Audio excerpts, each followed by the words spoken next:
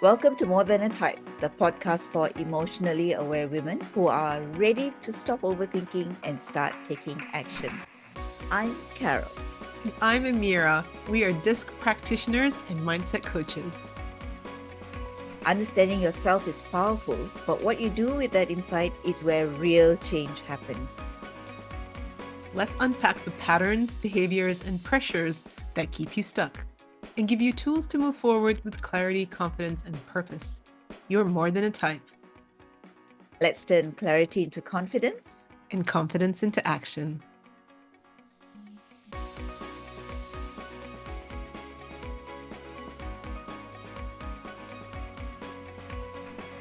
Welcome back to the finale for season 1.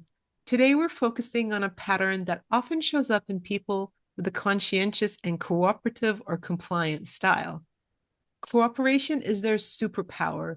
They thrive when working with others. They love following rules and keeping harmony. They're the people who hold teams together because everyone knows they'll play fair and respect the process. Think of the person in Monopoly who's playing the game with you. Are they fair or are they not?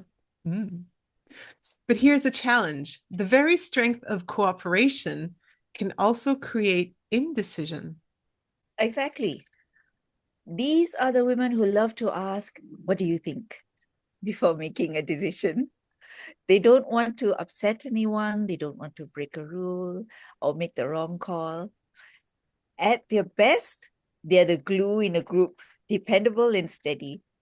At their worst, they freeze in what I call yes, no, maybe mode, stuck in that endless loop of second guessing.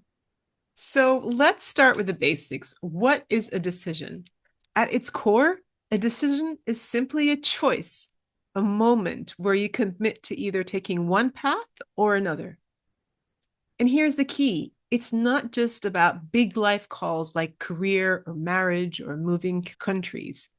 The truth is, even the small daily choices like what you eat, how you spend your morning, when to say yes or no, shape your day and build your confidence muscle. In DISC, we see that cooperative and conscientious people often delay decisions because they want to feel right. They want it to be right, safe, or fair. That caution is a strength, but it also becomes a stumbling block. Yeah, that's so true. Now that we know what decision is, let's go deeper. So, Carol, what's a decision you've made in your life that was hard to make? Oh, lots of them, Amira. Lots of decisions were hard to make. But one that comes to mind is the decision to leave a job that I wasn't happy at. Mm. Yeah. And I mentioned this in the previous episode as well. I came up with a list, a pros and cons list. And when I think about my decision-making habits, it always starts with the pros and cons. I always go to that logic first, Mm. and I process that logic, and then I come to a logical decision, right? And Mm. then I've learned that I need to check in with my body as well, see what my body is going through, and to hear the feelings that are within, that are trapped within my body in that particular situation or circumstance. Once my body is aligned with the decision of my mind, then I can let go and move on. Yeah, that's beautiful. What about you, Amira? Well, I've just been sitting here reflecting, being compliant. I mentioned earlier that it's a familiar territory for me because I was always, I want to be careful with my language here, not always, but growing up, I felt like I did what I was told to do, and I depended on my parents to feed me and clothe me in whatever fashion that they chose, and we lived where my parents decided we live, and all that stuff. So I felt like I was a compliant kid. Um, and then I just remember the first time I did something that that was like against what I was told to do. So the rules, the rules are you must have breakfast. So I remember experiencing tummy aches during as soon as I got to school. And I realized that I think my tummy is not, I'm already nervous at school, and having a tummy full of food on top of the nervousness is not helping things at all. So I remember this one day Mm. telling my mom, no, I'm not having breakfast. And I remember how shocked she was. And she said, what do you mean? Breakfast is the most important meal of the day. And, this is the whole thing about compliance. There's rules. We must eat breakfast. Little girls must eat breakfast in our house. And then all of a sudden you're like, no, I'm not going to follow this rule for this very reason, Mm. because of my tummy issues, like something that's specific to me. Mm. And so yeah, I remember feeling like, oh no, I've just broken a rule. I've broken mom's rule. So I felt like that was quite a big decision. And like, even I'm thinking now, like, just trying to maintain my gym schedule, the personal trainer or the gym people say cardio 3 times a week and pump or weightlifting twice a week. And I did that for 2 weeks and I injured myself trying to maintain that. Should Mm. the healthy people say you should do this for optimal health? Well, no, not for my optimal health. Not for my body size, structure, weight, whatever. And so I really stopped looking at rules or shoulds and started asking my body what I needed, and slowly pushing my boundaries that way with how many times or what I could eat more or less of. So it became more like an intuitive thing for me. So why is decision making so important then? Why can't we just float along and avoid those hard calls? Like telling your mom, no, that was a hard thing to do. We live in a society of law and order, right? Like, imagine, when your child says, Mom, why do I have to follow the road rules? Why don't I just do whatever I want? I'll go this way on top of this and turn here when I want to. Why do I have to wait at that red light? Mm. So our society functions on rules. And so it becomes kind of, school functions on rules, banks function on rules. So part of being a part of the society is following the rules, Mm. isn't it? Yeah, the rules everywhere Rules everywhere. And for a compliant person, they love it. They feel like there's safety and order in structure. and structure in their life. But say for someone who, let's, for lack of a better word, is a rebel or does not like to follow the rules, where there's absence of the need for rules, they might see that as very constricting and rebel against that structure. And every family has one, I think. Mm. Yeah. Here's another reason. Decisions create momentum. Without them, life feels stuck, like you're on pause. Decisions also build trust. Others rely on you when you're able to listen and choose, and they free up energy. Waffling between options drains you. But once you choose, you can move forward with clarity. I love this. At the end of the day, a decision is often less about a perfect outcome and more about creating direction, taking that step forward. Yeah, that's true, because having so many options in front of you, it kind of causes a paralysis in my head, at least. But then once I've chosen one, I can forget all the other options and just really focus on what I've chosen. Mm. Decision paralysis. Yes. Yes. This is real for the C style.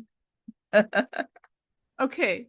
So I'm laughing because I just remember taking my kids like anywhere, like chocolate store, ice cream store. What do you want? And there's like 20 things up there. Um, um, um, Decision paralysis. Yeah. Oh my gosh. Okay. Ice cream stores are difficult, okay? Because No, but so everything's too. good. Everything's Yeah. good. I would look at the menu. Oh, okay, I want this flavor. And I take a step forward. No, no, no, I want that flavor. And I take a step forward. Oh no, I want a different flavor. By the time I get to the counter itself, I would have changed my mind 5 or 6 times because everything's good. And you know what Yeah. happens at the end? I choose the flavor that I always take. Or they don't have that one. And you're like, oh, I don't want anything else. That's true. Okay. So we know what a decision is, why it matters, and why it's so hard for conscientious styles. But let's look at both sides of the coin. What happens when we don't decide? And what shifts when we do? When we avoid decisions, time passes, but nothing changes. Opportunities slip away while we wait for certainty. Hmm. Oh gosh, this reminds me of just my son taking forever to do his resume when he heard that there was a job going. And by the time he got to it in his own time, that job wasn't available anymore. And I could just remember the look on his face of how come? Like he was ready now, like Hmm. it's time for it to be, but he didn't realize that there's an outside world that works in its own time as well. Hmm. You need to almost shift your time and energy onto the same timeline as other people when you're working with other people. I feel like there's a very delicate balance between making decisions and the fear of missing out. There's a very fine line by when you should make the decision, which is right for you without having the Mm. fear of missing out influence it. Yeah, yeah, it's real. Yeah. Sometimes others step in and decide for us. And when that happens, that can leave us feeling resentful or powerless. Mm. This reminds me of voting season. When you Oh, don't choose, you're choosing. You yeah. I know I'm saying it wrong, but yeah, by not making a decision, by not choosing it myself, I'm allowing society to choose for me. Yeah. By not voicing your voice, other people's voices are louder. And so they're the ones that get what they want. Yeah. So sometimes it's important to voice what you want or make your decisions. Mm. And I think that indecision really frustrates people at work. Indecision frustrates families. And I'm thinking here specifically, imagine a family that's, let's say, trying to figure out where they're going to go on holidays. Mm. And we're waiting for dad. We're waiting for dad to decide. We're waiting for mom to decide. Mm. You know what I mean? That's what I Yeah. mean about causing frustration. And Yeah. then similarly in relationships, indecision can create frustration in relationships Mm. in terms of, is he going to ask me? Is he not going to ask me? Are we together? Are we not together? Et cetera, et cetera. Indecision does not serve anyone. Yeah. But what happens when we do decide, even if the decision isn't perfect, progress happens. You learn, you adjust, you grow, and confidence builds. Every decision strengthens the trust in self muscle. Mm. Relationships improve because people respect decisiveness, even if they don't always agree, and life moves forward. Clarity brings energy, focus, and momentum. Okay, so we've seen the cost of indecision and the reward for taking action and making a decision. But theory only takes us so far. So let's make this real. What does indecision actually look like in everyday life, in the small choices and the big ones? Carol, do you have some more stories to share? Actually, I do. Does this sound familiar? It's lunchtime and decision making is a daily nightmare. You ask, where do you want to go? And everyone says, I don't know. Where do you want to go? And it goes round and round like that. I think this happens more often than we can imagine. It seems small, but it reflects a bigger issue, Amira, a fear of making the wrong choice or upsetting anyone. Yeah. I wonder where that fear comes from. This is one of the biggest fears of the C energy, Mm, that they make the wrong decision. mm, But the thing is, if we are aware of it, we can make changes. So I read this study by, I cannot remember whether it was Harvard or Stanford, one of these universities. It's about decision making. And the thing is, you actually know what you don't want. So mm. by process of elimination, you can get to what you do want. So in the story of making decisions about lunch, right, where shall we go for lunch? If nobody knows where they want to go for lunch, and somebody suggests, let's go for a salad, and you feel that rumbling in the tummy and you go, ugh, no, I don't want a salad. Want food. Real food. So you do know what you don't want. So by process of elimination, you can get to the decision that's right for you. Yeah. Yeah, that's great. And so I'm going to bring it in the opposite way. So you're talking about when people, uh, you ask people and they don't know what they want. Mhm. I've coached leaders who struggle in the opposite way, in terms of like they want to hear what everyone has to say about something. So imagine sitting in a meeting and there's 12 of you and you only have 1 hour, and the manager insists on hearing what everyone has to say. Mhm. So, I mean, on the surface level, it sounds wonderful. Everyone has a right to be heard and you have a place to speak and all that, and you feel valued. But by the end of the hour, the meeting just drags on, people bringing up all whatever they think is appropriate here, but sometimes it's not even appropriate.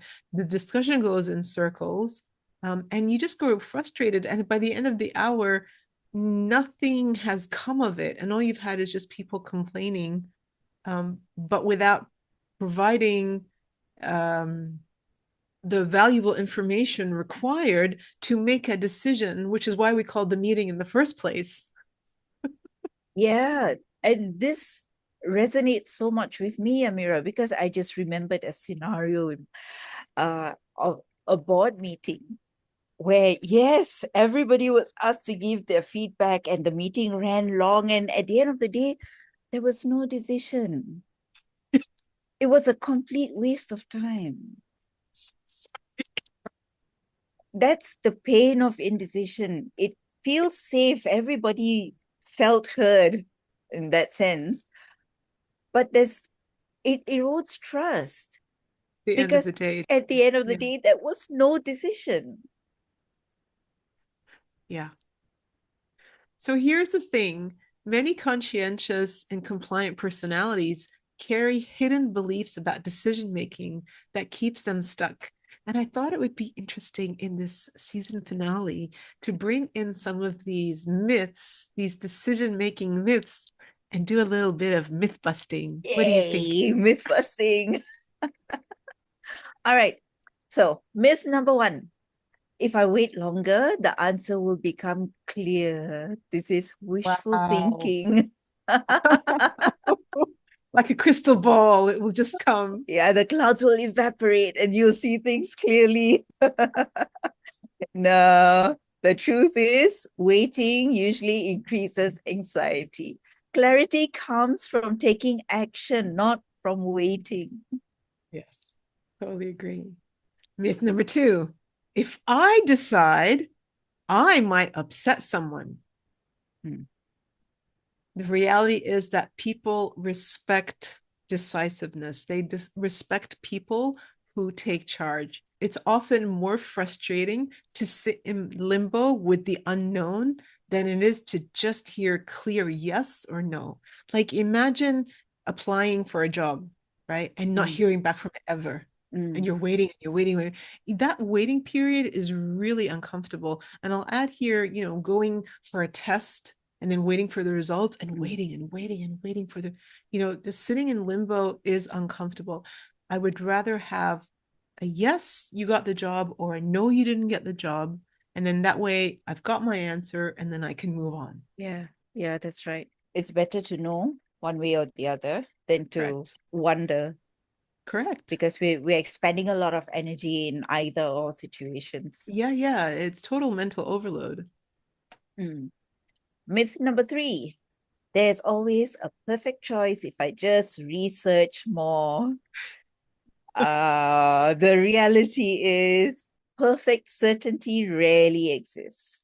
Better to choose the best option with the information you already have. Yeah. Yeah, there's always like more Google to be Googling and more books Yeah, to be reading and more podcasts to be listening to. There's never like, this is the end now. Go make your decision. There's never that page. correct. You're right. Myth number 4, if I make a mistake, it means that I have failed. So the reality is that mistakes aren't failures, they're just feedback along the way. And I feel like it's important to say that underneath this myth lies like a deeper link between perfectionism and not wanting to fail or making a mistake and self-worth. And it's something that Carol and I are really passionate about, and we are hoping to explore further in season 2. But my husband and I often talk about this mistake or failure as we watch some of the shows that we're watching. So, for example, I mentioned earlier that we watch a show called Alone, and the amount of time people are like, oh, I made a mistake because I didn't go out to catch the fish on the river. I didn't stay out there for 3 hours. I stayed out 3 hours and I didn't catch anything. I must have made a mistake. And I often turn to my husband and I say, why is that called a mistake? Why isn't it just called learning? Why isn't it called, why wouldn't someone say, oh, between the hours of 12 and 3, I went out there to catch fish and I didn't get a single fish in my line. How have I failed in that way? There's just so much action there. What you need to do is just learn that during that time period, yes, there's no fish. So, what I need to do, what I learned from today is I need to go out at 6 a.m. or at 6 p.m. and throw my net in the water at 6 p.m. or 6 a.m. and see if the fish are swimming in my side of the lake at that time. Like, I often find it really interesting how people will try something and then when they don't get what they were hoping to achieve, that they call that a failure instead of just looking at it as I'm getting more information so I can change things up so I can get a more successful strategy next time. Mm. So a lot of people are not aware of how they are processing information, Hmm. which is why hopefully through our podcast, they learn more about themselves and they process information slightly differently to understand the concept of feedback and growth. Totally agree. Thank you for listening, everyone. Let's paint the contrast. What does unresourceful indecision making look like versus healthy, confident decision making look like? So picture this: a cooperative team leader, someone who wants to hear everybody's point of view. She's faced with a tough call. She calls everyone into her office, into a meeting, and she asks for everyone's opinion. And she keeps weighing the pros and cons and delays taking action and making any decision. So much so that the deadline passes and her team is now frustrated and she feels like she's failed at work. Mm. Now, picture her resourceful. She still listens to input, but she sets a time limit. I'll hear everyone out until 3 p.m., then I'll decide. At 3 p.m., she makes the call. People may not all agree, but they respect her leadership. She still kept cooperation, but paired it with confidence. I did this at work. I used to have deadlines for everybody, This is what I'm leaning towards. If you have any comments, please let me know by 3 o'clock this evening, or by 5 o'clock, or by 9 a.m. tomorrow. Following that, we will go with the general consensus, or I will make the decision as mentioned. And more often than not, it went through the way I wanted. Yeah. And that's the difference. Unresourceful cooperation, where you're trying so hard to please everyone, ends up with you avoiding the responsibility of what you're meant to be doing at the end of the day. Whereas resourceful cooperation includes others as well as moves you forward towards your goal. It's not about ignoring others. It's about balancing, listening to others, cooperating with others, and being a confident leader. Mm. So How do you make that shift in daily life? Let's share some practical tools, Amira. The first tool I have: prepare and rehearse. Mentally rehearse your reasoning before a meeting or a conversation. Group pressure often feels overwhelming in the moment. And without preparation, you will freeze or you'll cave in. We don't want this. So, one of my clients wanted to ask her board for a raise. She wrote down reasons to justify this request and practice saying them aloud. This is important because if you don't practice, if you just have it in your head, when it's time to say it, it may not flow smoothly, right? So when the moment came, she spoke calmly, she presented the facts, she gave the evidence, and the board approved her request. Yeah. So imagine walking into the room already composed instead of being swept into silence. Your voice is heard and people respect your clarity. Yeah, I love that. Other things that I find really valuable as well is visualizing the room that you're going to be in, visualizing where you're going to stand, even as far as visualizing what you're going to be wearing. Because when you start making it a reality on the day when all this stuff is happening, you're in the place where you said, where you imagined, you're wearing what you imagined, you're saying what you imagined. This must be real. I've done this before. This is easy for me. Mm, yeah, that's a wonderful tip. Yeah. So the second tip is set boundaries on just how much you're going to listen to people. So announce a clear decision deadline, just like Carol brought in with her example. I'm opening up the floor to everyone and anyone's suggestions. I'll hear what you have to say, but then um, we're gonna have a deadline by this time and this date. And this is important because without a boundary, you're the decision will be delayed or people will delay you in making your decision. So yes, setting boundaries on a time and a place is really important. So imagine you becoming known as the leader who listens deeply, but also moves things forward with certainty. That's a Mm, great sense of confidence, and you become a really respected leader, both at home and at work. yeah, so true, Amira. The third tip is avoid groupthink. If Mm. everyone agrees too quickly, pause and ask, what might we be missing? Mm. Because too much agreement often means people are suppressing real concerns or they're just getting carried away with your thought process Yeah, and I not like looking this. around. I like this idea, group think. Yeah, like group Yeah. mentality. Yeah. So I remember working on a project. The team comprised a board member, my boss, my intern, and a few other members from the board member's office. And things were going very well, very smoothly until my intern decided to ask a question which nobody else had even thought of. And everything just went quiet. A small detail, a tiny detail that everyone else had missed. But it Wow. was so crucial that it had the potential to make or break the project. Oh, wow. Yeah. So, what if your question didn't slow the group down, which is what most C energy styles think, Yeah. but actually made the final decision stronger? I Yeah. think C styles often lack the courage to speak up, especially in a group setting, for fear of being wrong. Hmm. But the truth is, the C styles have a unique ability to see not only the fine details, but the big picture of the finished product. Don't let this supervision go to waste. Use it, identify and highlight the possible gaps. Your team will appreciate this foresight. Yeah, that's something really interesting that you bring up. Sometimes I know in my life, I don't see the big picture in some things. I just Mm. imagine that it would be great to go to this place. And then my husband will turn around and go, whoa, hang on. In order to go to this place on holidays, we're going to have to do visas and we're going to have to get people to look after the cats and we're going to have to make sure that this and he'll list 5, 6, 7, 10 things. Mm, And then I'll be like, whoa, okay, maybe I don't want to go on holidays because of all those things that he brought up.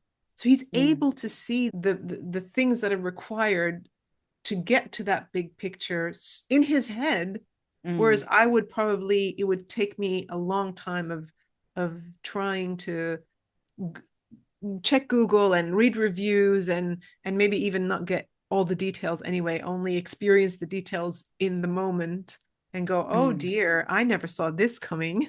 So, mm, and that usually happens between us. My husband is the one that always picks the things that will most likely happen way before I do, because his mind is just detailed in that way. mm, Hmm, interesting. So another tip number 4 is take on an individual project. So sometimes we're so used to being part of a group that we end up doing just what everybody else is doing. And this is why this tip is really interesting. Take on an individual project where you can lead something solo, even if it's just a small thing. This way, your ability to make decision only depends on you. You don't have to go and ask other people what they think you should do or what they think should happen. When you take on a solo project, all you have to worry about is yourself. And this can be something as little as, where are you going to get a haircut this time? Are you mm, going to go to your usual salon or do you want to try a different salon? When you get to the haircut, are you going to do the normal haircut? Are you going to cut it shorter? Are you going to get a blow dry? And all these decisions can just be your decisions to make. You don't have to ask someone what you should do about your hair. And I'm only using like a small example here. You could do solo projects as in like a project in your backyard where you're going to build something or create something like an art project where you have to decide what materials you're using, what colors you're using for paint, all that stuff. At the end of the day, what you're doing is you're doing something by yourself. You're leading this completely, making decisions on your own. You need that to build your confidence. So imagine how liberating it is to look back and say, hey, I did that. My decision carried this forward. mm. And this is building that decision-making muscle that we've Yeah. been talking about. Yeah. Yeah. I also wanted to say, Amira, for the typical C style, going to the hairdressers, it would be the usual hairdressers, the usual haircut, the usual color. Yeah. Yeah, because you're following the rules or the structure or the procedure. And once you've done the procedure one way, this is it. We stick to it. Mm. Yeah, I'm thinking about Steve Jobs. I think it was Steve Jobs who wore the black turtleneck Yep. every time. Every Yeah, day. because he said that was one less decision he had to make every day. Yeah. Interesting, isn't it? Yeah. Tip number 5, surround yourself with decisive people. I like this one. Yes. Intentionally seek mentors, colleagues, or friends who model quick, thoughtful decisions because you are the average of the 5 people Mm. you spend the most time with. Yeah. So you learn things from them. Yeah. Confidence is contagious. Being around decisive people trains your nervous system to trust action. How lovely is that? Yeah. It's really good. Modeling success. Here's an example. I used to struggle with making decisions uh, until I learned about how my mind is working, what my brain is processing, and okay, so this is my style, and this is what I struggle with, and I observed some very successful people in the industry and how they make decisions and how they handle their business and how they spoke, and this is what I aim for. So one of the strongest, most impactful things I learned from them was say yes and figure out how. Yeah. So this is something that I practice now. Even if I've never done something, I say yes and I figure out how to do it. Closely followed for me with feel the fear and do it anyway. Oh, yes.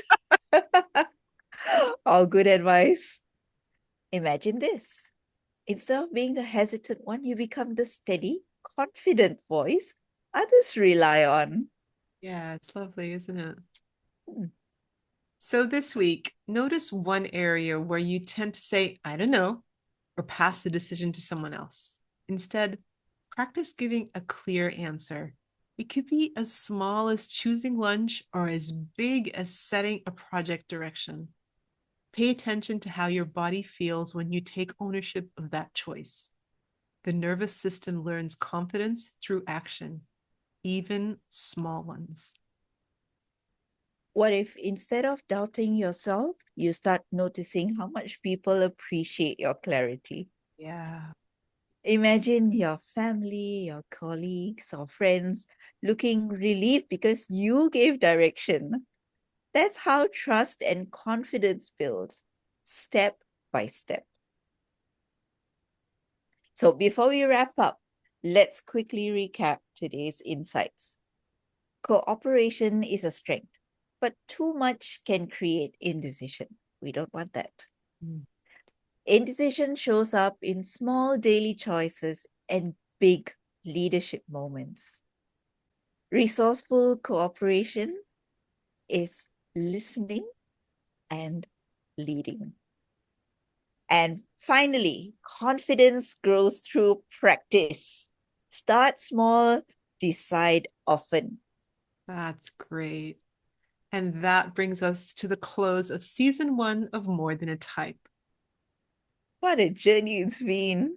Exploring the strengths, the struggles, the patterns of each disc style, and seeing how awareness creates choice. We want to thank you for walking with us through this episode.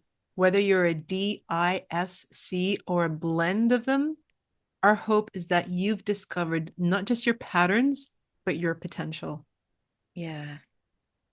We're already working on season 2, where we'll be diving deeper into the beliefs, emotions, and hidden stories underneath these patterns. So you can not only understand yourself, but transform how you lead, love, and live. Until then, keep noticing your patterns, keep practicing small shifts, and remember, progress, not perfection, is what builds confidence. If this season has inspired you, please subscribe, share it with someone who needs it, and leave us a review. That's how more women find this show and join this journey. From the both of us, thank you for being part of More Than a Type. This is just the beginning. Until next season, keep leading with clarity And living with purpose.